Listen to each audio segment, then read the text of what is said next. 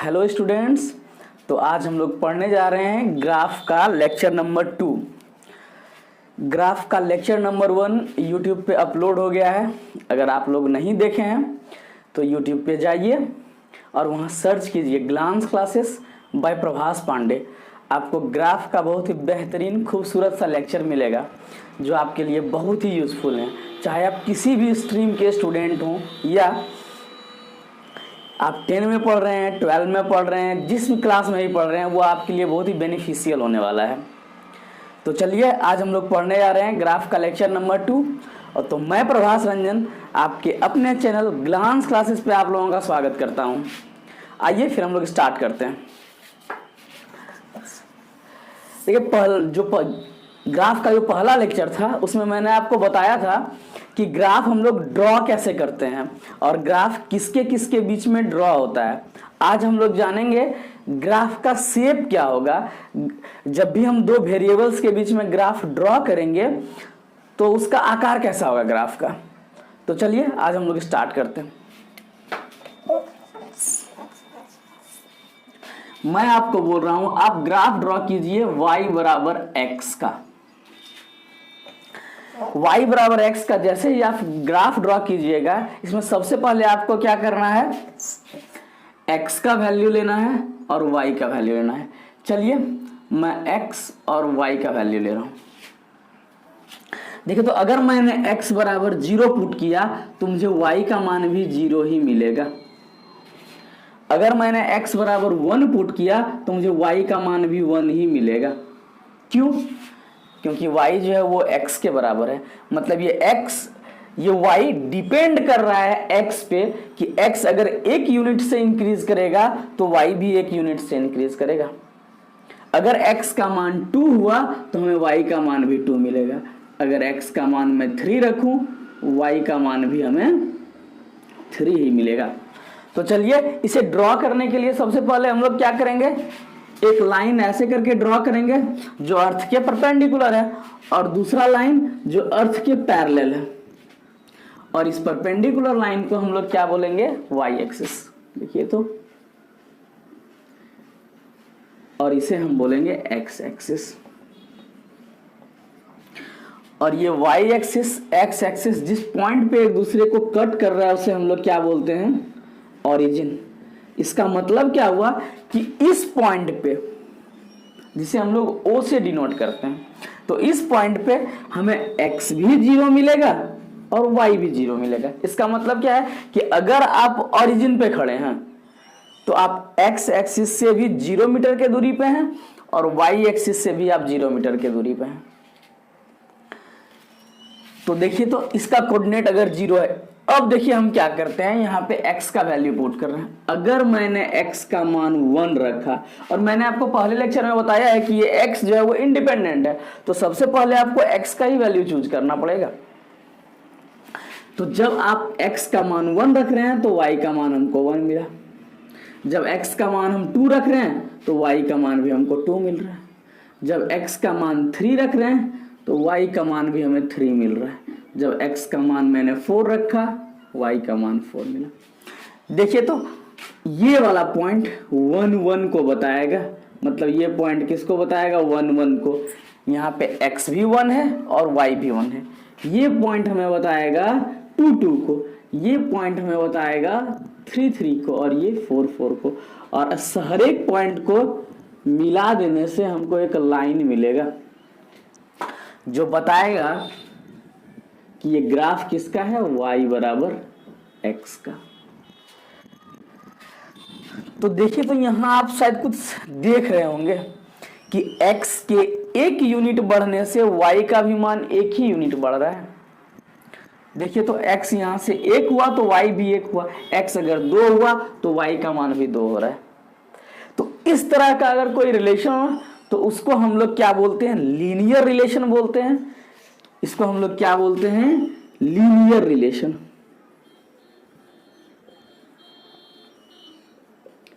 Linear relation बोलते हैं, जिसको हम लोग क्या बोलेंगे, रेखीय संबंध।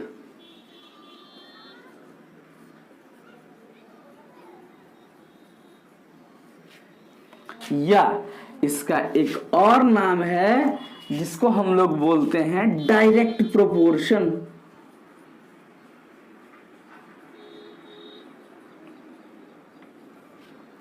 जिसको हम लोग हिंदी में बोलते हैं समानुपात।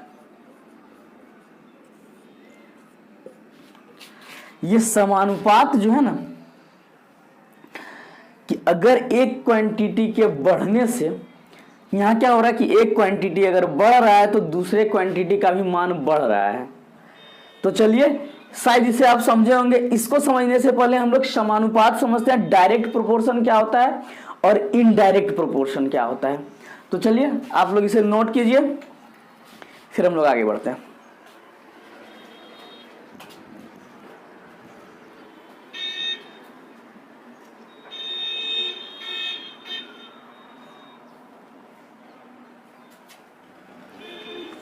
चलिए हम इसे मिटाते हैं और फिर आगे बढ़ते हैं।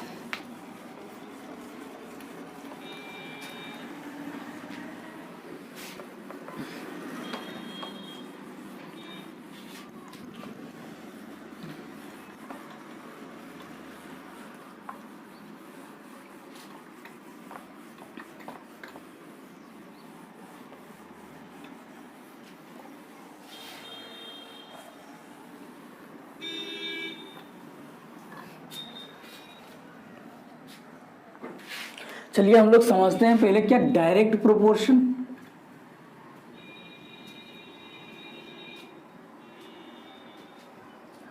And indirect proportion.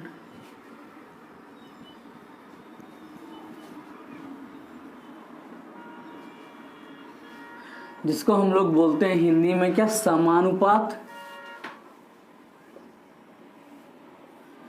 एवं व्युत्क्रमानुपात।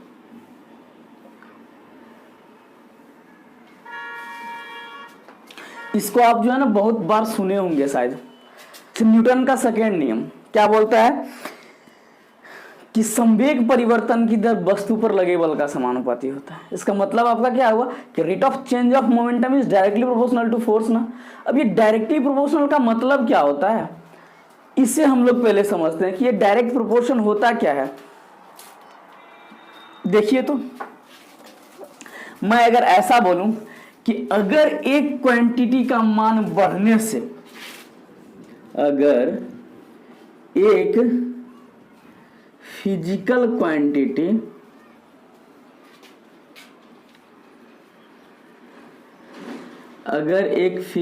क्वांटिटी के मान बढ़ने से दूसरे फिजिकल क्वांटिटी का मान बढ़े,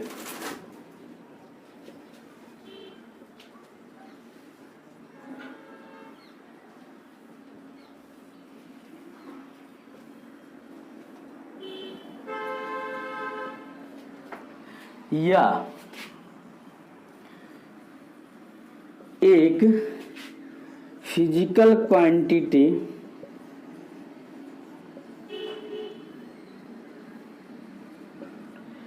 का मान घटने से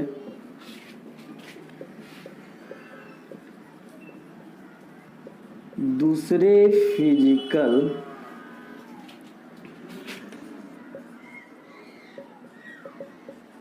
क्वांटिटी का मान घटे। अगर इस तरह का रिलेशन किसी दो फिजिकल क्वांटिटी के बीच में है, कैसा, तो अगर एक का आप मान बढ़ाइए दूसरे का भी मान बढ़ रहा है, अगर एक का मान घटाइए अगर दूसरे का मान घट रहा है, तो इस तरह का जो रिलेशन होगा ना, घटे, तो दोनों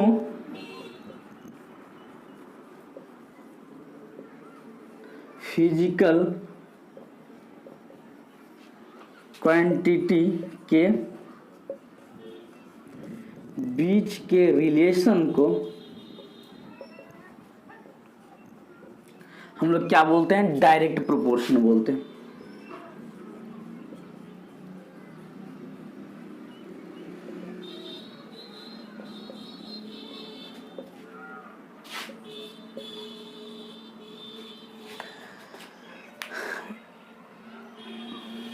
ये शायद आपको क्लियर हुआ होगा। देखिए तो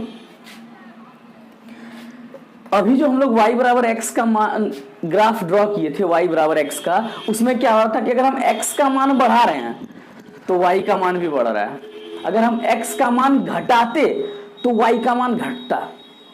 तो अगर इस तरह का रिलेशन है तो उसको हम लोग डायरेक्ट प्रोपोर्शन बोलते हैं। चलिए इसको हम लोग ना फिजिकल एग्जाम्पल के तौर पे समझते हैं, तो हम लोग आम लाइफ में इसको यूज करते हैं कि नहीं करते हैं। देखिए तो हम आपको बोलें कि आप जो है ना, पहले नॉर्मल नंबर लेके चलते हैं, फिर हम लोग जो है ना दूसरा फिजिकल क्वांटिटी को लेकर के चलेंगे।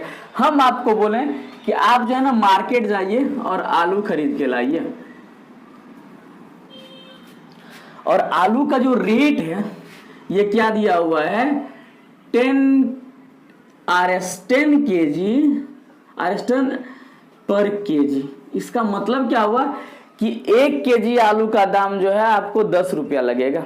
देखिए तो अगर हम आपको बोलें कि भाई आप 2 केजी खरीद के लाइए तो आपको जो है ना वो 20 रुपया लगेगा। अगर हम बोले नहीं 3 केजी खरीद के लाइए तो आपको 30 रुपया लगेगा। अगर आप 4 केजी खरीदने जा रहे हैं तो आपको 40 रुपया लगेगा। इसका मतलब क्या है कि जैसे जैसे आप आलू का क्वांटिटी बढ़ाते जाइएगा ना, आलू का प्राइस भी बढ़ता जाएगा।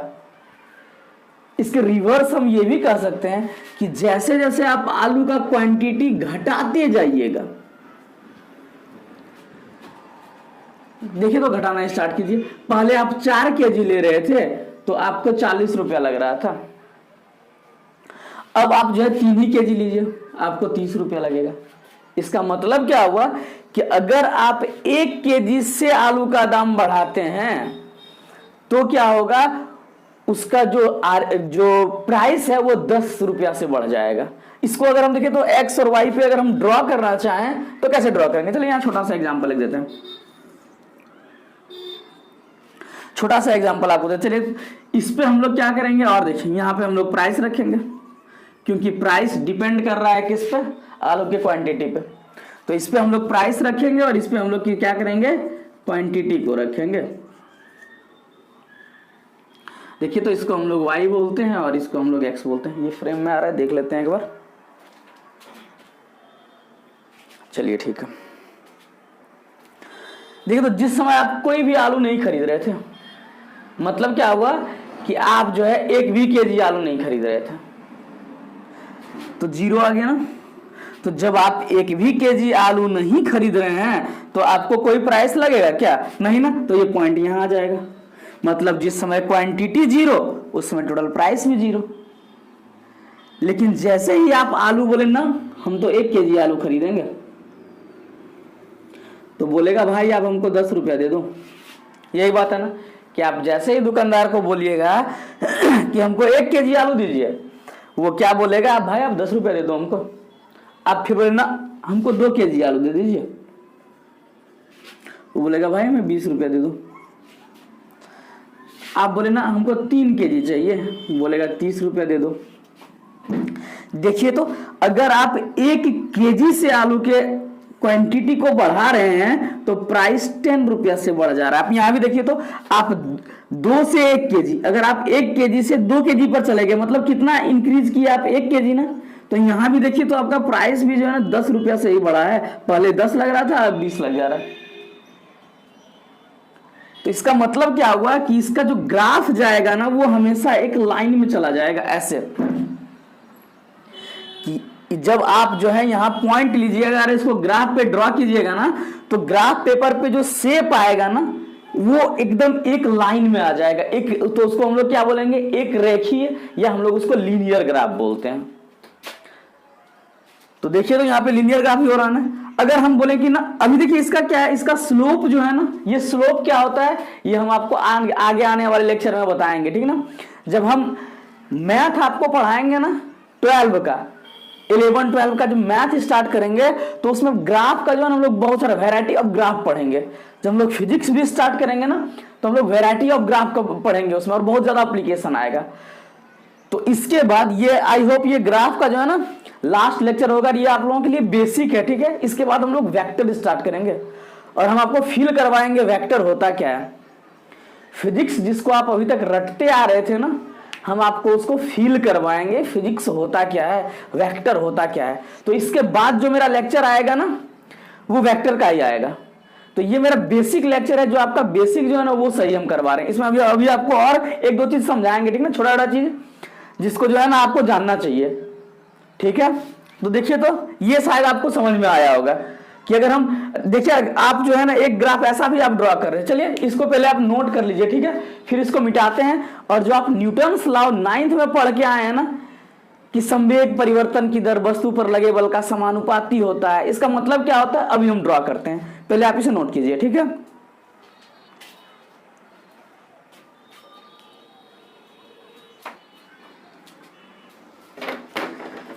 चलिए फिर मिटाते हैं इसको।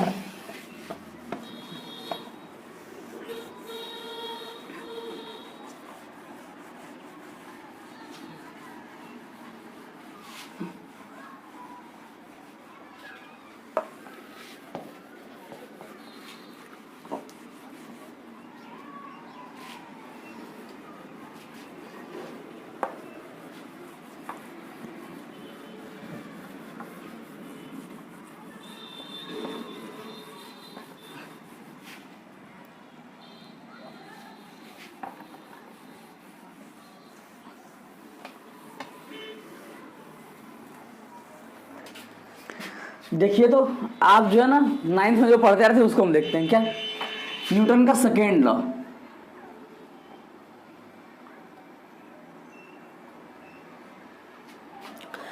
संवेग, उसको हम लोग किससे डिनोट कर रहे थे? पी से। यहां हम लिख रहे हैं, ठीक ना, मोमेंटम।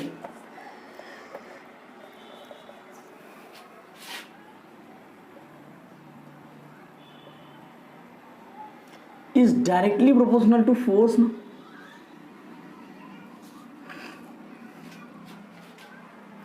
कि ये मोमेंटम जो है वो फोर्स के डायरेक्टली प्रोपोर्शनल है। इसका मतलब क्या हो? Rate of change of momentum. तो हम यहाँ पे जो है ना टी से डिवाइड कर देते हैं इसको। ये सब चीज हम आपको डिटेल में बताएंगे, ठीक है, टेंशन नहीं लेना। अभी हम ग्राफ ड्रॉ करके बता रहे हैं कि जो rate of change of momentum होगा, तो अगर मान लीजिए, इसका मतलब क्या हुआ कि अगर हम यहाँ पे मोमेंटम रखते हैं, ठीक ना, rate of change of momentum, और यहाँ पे हम जो है फोर्स रखते हैं, देखिए, तो ये rate of change of momentum का मतलब क्या आप समझ में आ रहा है? अच्छा देखिए, आपके टीचर जो है ना आपको पतला वाला छड़ी से मार रहे थे, चलो पतला वाला छड़ी से ऐसे करके, वही टीचर आपको मोटा वाला छड़ी से मार रहे हैं। आपके टीचर ऐसे करके उठाए और मारे, मतलब क्या हुआ कि उस छड़ी में वेलोसिटी भी आ गया और इस छड़ी का मास भी है ना। तो देखो, जैसे ही मास बढ़ेगा या सर के मारने का स्पीड बढ़ा ना, आपके पीठ पे ज्यादा फोर्स लगेगा, आपको चोट ज्यादा लगेगा, ये बात याद रखिए आप। तो उसी को देखिए, तो जैसे आप मोमेंटम चेंज कीजिएगा, मोमेंटम का मतलब क्या हुआ कि रेट ऑफ मोमेंटम हम लोग बोलते हैं मास और इनटू वेलोसिटी को। तो अगर आप मास बढ़ाइएगा फिर भी फोर्स बढ़ेगा, वेलोसिटी बढ़ाइएगा फिर भी फोर्स बढ़ेगा। तो देखिए, तो पहले आपके टीचर आपको पतला छड़ी से मार रहे थे, आपको कम चोट लग रहा था। अभी क्या हुआ, आपका टीचर जो है मोटा छड़ी ले आए, मतलब क्या मास बढ़ गया ना। और अगर वो वेलोसिटी भी बढ़ा दें तो आपको दुगना तिगुना 4 गुना के स्पीड से आपका पीठ पे जो है ना लगेगा, फिर आपको बड़ी चोट लगेगा, याद रखिएगा। बात आई समझ में? तो देखिए, तो जैसे जैसे आप मोमेंटम बढ़ाइएगा फोर्स बढ़ते जाएगा, और इसका ग्राफ जो है वो ऐसे आएगा, यही y बराबर x का। तो आई होप आपको क्लियर हुआ होगा, ठीक है। तो इसके बाद हम लोग जानते हैं कि व्युत्क्रमानुपात क्या होता है, इनवर्स प्रोपोर्शन, ठीक है। तो हम लोग इनवर्स प्रोपोर्शन जानते हैं, और उसमें हम आपको बेसिक चीज थोड़ा सा समझाएंगे, ठीक ना, जो मैथ में भी आपको बहुत काम देने वाला है।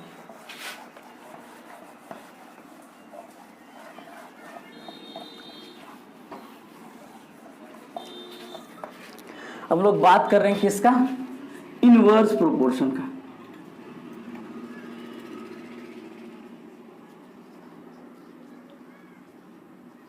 जिसको हम लोग हिंदी में क्या बोलते हैं? व्युत्क्रमानुपात।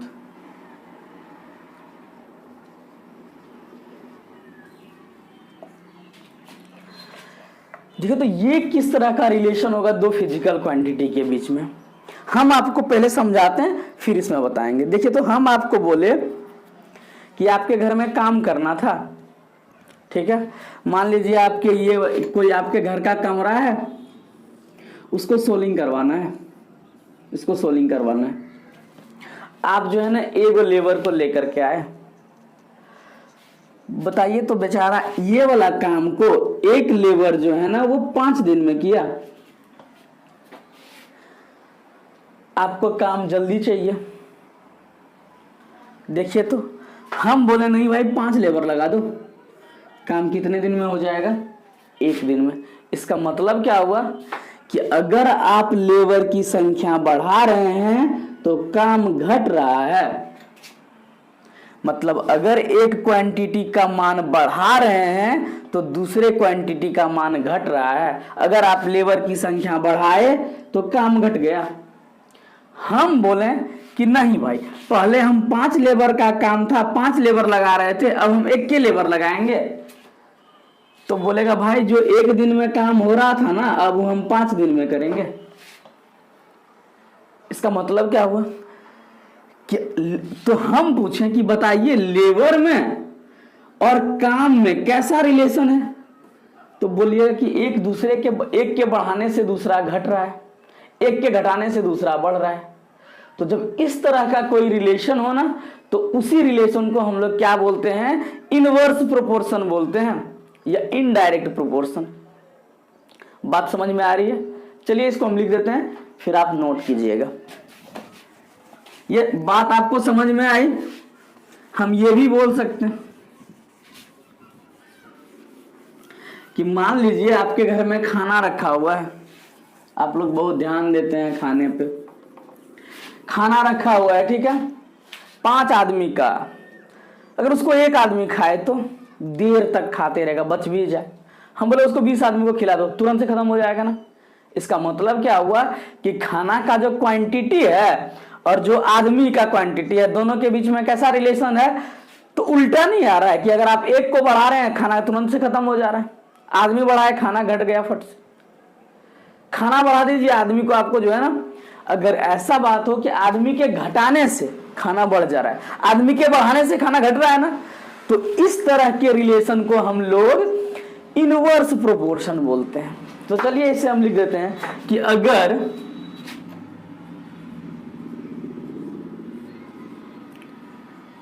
एक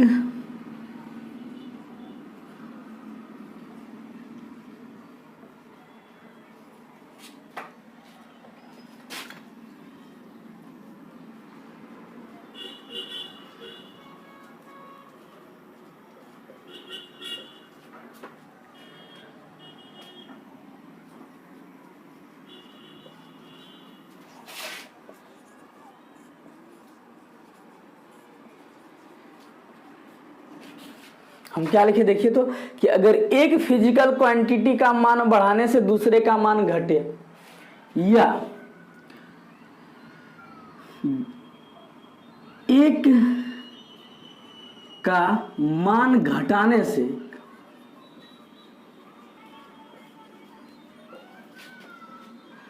दूसरे का मान बढ़े,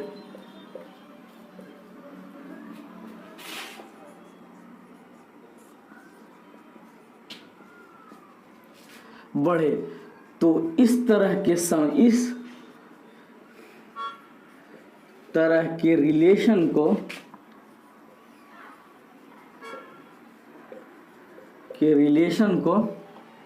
क्या बोलेंगे हम लोग? इनवर्स प्रोपोर्शन बोलेंगे।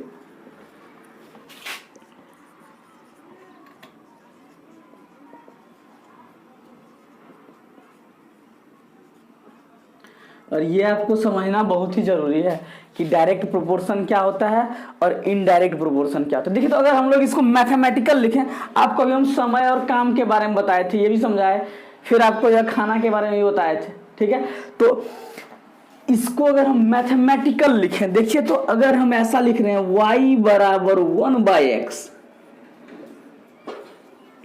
ये आपको इनवर्स प्रोपोर्शन वाला रिलेशन देगा।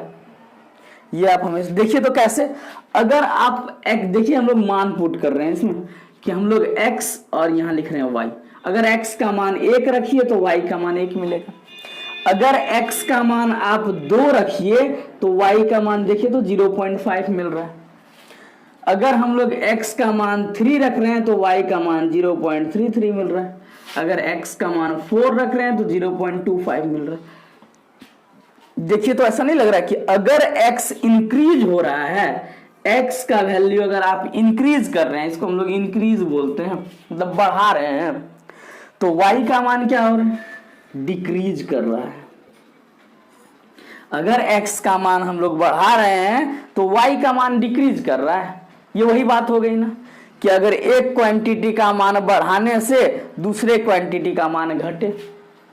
या आप ऐसे बोल सकते हैं कि आप पहले x का मान 0.25 पुट कर रहे थे, अब y का मान जो है पहले आप 4 पुट कर रहे थे, 1 पुट कर रहे थे, तो आपको इस तरह का रिलेशन मिल रहा था। अब क्या कीजिए, आप y का मान 4 पुट करना स्टार्ट कीजिए, फिर 3 कीजिए, फिर 2, क्या धीरे धीरे बढ़ने लगा ना y का मान। तो इस तरह के रिलेशन को हम लोग व्युत्क्रमानुपात बोलेंगे। और देखिए तो इसका ग्राफ कैसा जाएगा। अच्छा, ऐसा हो सकता है क्या कि हम लोग x का मान 0 ले लें तो y का मान क्या आएगा, या अगर आप y का मान जो है 0 लेते हैं तो x का मान क्या आता है। ये हम आपको मैथ में बताएंगे एसिम्पटोट कि इसका जब आप इसका ग्राफ ड्रॉ कीजिएगा ना तो ये लाइन जो होगा ना y बराबर 1/x का, ये ना तो x एक्सिस को कहीं टच करेगा और ना ही y एक्सिस को। ये अभी आपको बढ़िया से क्लियर नहीं होगा, ठीक ना। तो ये हम आपको बाद में बताएंगे। चलिए इसको आप नोट कीजिए, फिर हम आपको बताते हैं कि ये जब हम लोग y बराबर x में 1/x में x का मान 0 लेते हैं तो वैल्यू क्या आएगा। और हम आपको समझाएंगे इनफाइनाइट क्या होता है, 0/0 क्या होता है। तो चलिए हम लोग स्टार्ट करते हैं। क्या y बराबर 1/x को हम समझाते हैं आपको। y बराबर 1/x कि कब इसका मान हम लोग जो है ना इनफाइनाइट लेते हैं, 0 लेते हैं या 0/0 लेते हैं, इसका यूज आपको मैथ में आएगा, ठीक है। तो समझते हैं हम लोग कि देखिए तो हम ऐसा लिख रहे हैं कि कब 1/0 को आप क्या बोलते हैं, इनफाइनाइट। हम बोल रहे हैं कि 0/1 को आप क्या बोलिएगा और 0/0 को क्या बोलिएगा। देखिए तो इसको हम लोग 2-3 तरह से समझते हैं, आपको अच्छा लगेगा ये। देखिए चलिए कि हम बोले आपको कि आप जो है ना हमको ये वैल्यू बताइए 6/3। तो आप क्या कीजिएगा, इस 6 में 3 से भाग दे दीजिएगा, यही कीजिएगा ना। हम आपको अब दूसरा तरीका सोचने का बता रहे हैं कि आपको ऐसे सोचना है कि वह कौन सा नंबर है जिसको हम 3 से गुना करें और हमको जो है ना 6 मिल जाए। बताइए तो, सुनिए इसे कि वह कौन सा नंबर है जिसको हम इस 3 से गुना करें और हमको 6 मिले। बताइए तो, मुझे 2 नहीं आएगा क्या कि अगर हम 2 को 3 से गुना करें तो हमको आंसर क्या मिलेगा, 6। इसीलिए हम लोग 6/3 को क्या लिखते हैं, 2 लिखते हैं।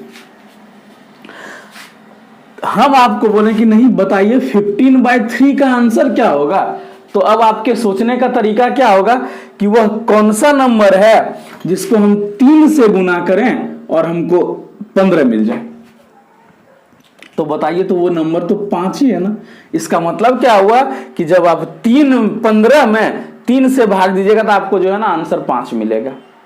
बात आ रही समझ में।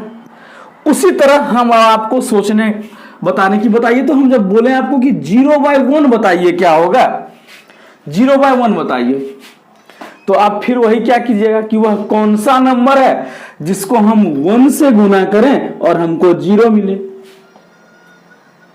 तो एक ही नंबर है जिसको आप किसी नंबर से गुना कीजिएगा तो 0 मिलेगा और वो क्या होगा, 0। हम बोले नहीं, आप जो है ना 0/15 बताइए क्या होगा,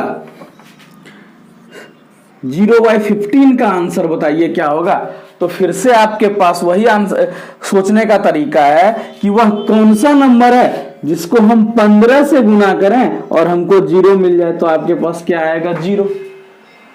इसका मतलब क्या है कि जब भी आप किसी संख्या से 0 में भाग दीजिएगा तो आंसर हमेशा क्या आएगा, 0 आएगा। तो देखिए, तो इसी हिसाब से अगर हम बात करें इसका कि 0/0 क्या होगा, अगर हम आपसे पूछें कि बताइए हमको ये 0/0 क्या होगा, तो फिर से आपको सोचने का तरीका वही होना चाहिए कि वह कौन सा नंबर है जिसको हम 0 से गुना करें और आंसर हमको 0 मिले। बताइए, तो इस 0 को अगर हम 1 से गुना कर दें तो आंसर हमको यही 0 मिलेगा ना। दूसरा ये भी बोलेगा कि भाई हम 2 से भी तो गुना कर सकते हैं, कि 2 को 0 से गुना करें और आंसर हमको 0 मिल रहा है। तीसरा बोलेगा नहीं भाई 3 भी हो सकता है, 4 भी हो सकता है, 5 भी हो सकता है। मतलब बहुत सारा संख्या हो सकता है जिसको हम डिटरमाइन नहीं कर सकते हैं, अनडिटर्मिनेट है बेचारा। क्यों? क्योंकि अगर कोई 1 बोला तब भी आपको आंसर सही बोलना पड़ेगा, 2 बोला तब भी आपको सही बोलना पड़ेगा। बात आ रही समझ में? तो हम लोग 0/0 को क्या बोलेंगे, अनडिफाइंड बोलेंगे। कि देखिए, तो हम लोग डिफाइंड ही नहीं कर पा रहे हैं कि एक आंसर बोले या 2 बोले या 3 बोले या 4 बोले, क्या बोले। इसको हम लोग परिभाषित, इसको हम लोग क्या बोलते हैं हिंदी में, अपरिभाषित। तो अब आप हमेशा 0/0 को अपरिभाषित बोलिएगा। बात आ रही समझ में कि नहीं आ रही है? ठीक है, तो उसी तरह अगर हम बात करें कि बताइए कि 1/0 क्या होगा, अगर 1/0 आ जाए तो उसको हम 2 तरीका से आपको प्रूव करके बताएंगे कि क्यों जो है ना उसको हम लोग अनंत बोलेंगे, इनफाइनाइट बोलेंगे। देखिए, तो अगर हम बात करें 1/0, तो जो आपको अभी हम मेथड बताए उससे अगर आप सोचिएगा तो क्या बोलिएगा कि वह कौन सा नंबर है जिसको 0 से गुना करें और आंसर हमको 1 मिले। तो 0 का नेचर क्या होता है? 0 का नेचर होता है कि यह हमेशा किसी संख्या को छोटा कर देता है। नहीं करता है क्या? आप 1 को 0 से गुना कर दीजिए, उसको 0 बना देगा। 2 को कीजिए, उसको भी 0 बनाएगा। 3 को मतलब कितनों बड़ा संख्या को आप 0 से गुना कीजिए, वो क्या करेगा, उसको कोशिश करेगा 0 बना दे। तो बताइए, तो सबसे बड़ी संख्या क्या हो सकती है जिसको हम लोग नंबर लाइन सिस्टम पे दिखाते हैं? अनंत ना, इनफाइनाइट। तो ऐसा हो सकता है कि बहुत बड़ी संख्या इनफाइनाइट है जिसको हम 0 से गुना करें तो ये 0 इसको छोटा करते करते 1 पे ले आए। हम तो देखिए, तो 1/0 को हम लोग क्या बोलेंगे, इनफाइनाइट बोलेंगे। अब 2/0 को भी इनफाइनाइट बोल सकते हैं, इसको हम लोग अनंत बोलेंगे। एक दूसरा मेथड हम आपको बता रहे हैं। देखिए, तो हम अभी आपको अगर बोले कि भाई आप हमको ऐसे बताइए 15/15 आंसर क्या होगा, 1।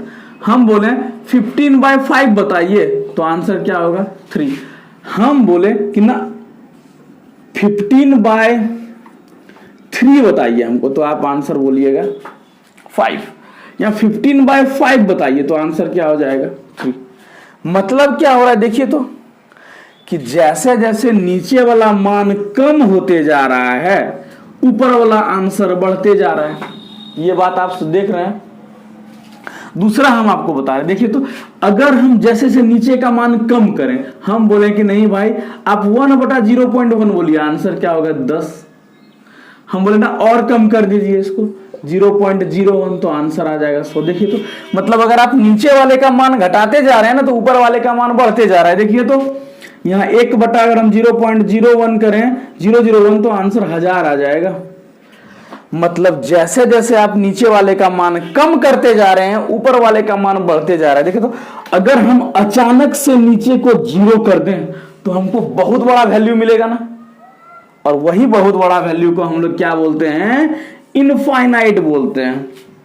तो आई होप आपको क्लियर हुआ होगा ना कि ये 0/0 को अपरिभाषित, अनडिफाइंड क्यों बोलते हैं हम, और 1/0 को अनंत या इसको बोलते हैं इनफाइनाइट, और हिंदी में बोलते हैं इसको अनंत। बात समझ में आई या नहीं आई ये बताइए। तो हम जो है ना आज ग्राफ के लेक्चर को यहीं रोकते हैं, और नेक्स्ट वीडियो आपका आएगा वेक्टर का। हम लोग फील करेंगे वेक्टर क्या होता है, बहुत ही जोरदार तरीका से पढ़ेंगे। तो आप लोग मेरा वीडियो मिस मत कीजिए, ठीक है। तब तक पढ़ते रहिए और अपना ख्याल रखिए, ठीक है। चलिए, गुड बाय।